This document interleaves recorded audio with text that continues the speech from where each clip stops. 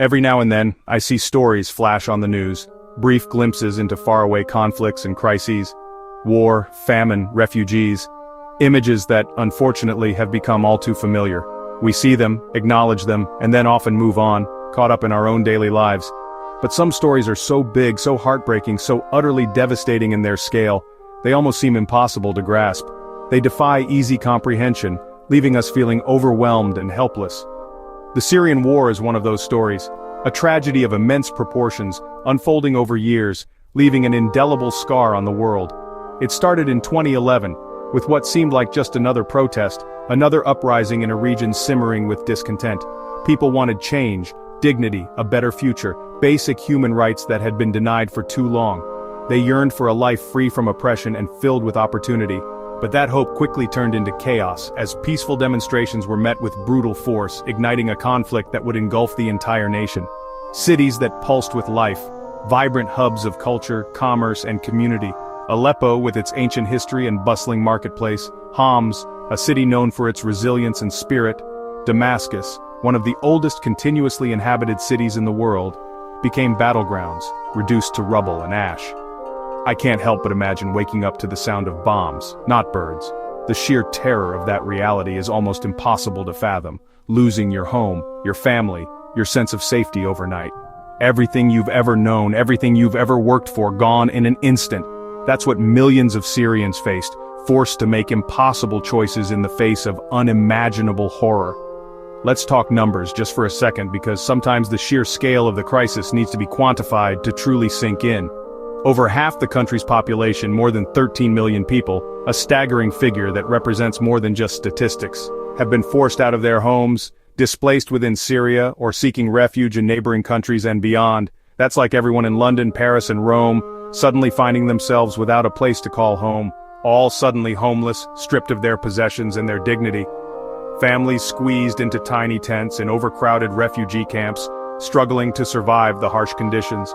Children crossing borders on foot, often alone and vulnerable, their innocence stolen by the horrors of war. Parents torn between staying and surviving, forced to make agonizing decisions that no parent should ever have to face. But numbers don't show you the real devastation, the human cost that lies behind the statistics. It's the mother who can't find milk for her baby, watching her child weaken with each passing day. It's the child who draws tanks instead of trees, their young minds scarred by the violence they have witnessed. It's the young man who left university to fight because he had no other choice, his dreams of a future shattered by the realities of war. I've seen photos of Aleppo's old markets, vibrant and bustling with life before the war, once filled with laughter and color, a testament to the rich culture and history of the city. Now they're rubble, silent witnesses to the destruction and loss that has befallen the city. Streets are silent except for the echo of memories, the ghosts of a life that once was. And yet, in the middle of this devastation, there's a strange sort of hope, a flicker of resilience that refuses to be extinguished. Syrians have built new lives in camps, in Europe, in countries far from home, determined to rebuild their lives and create a better future for their children. Kids go to makeshift schools, eager to learn and reclaim their childhoods, despite the challenges they face.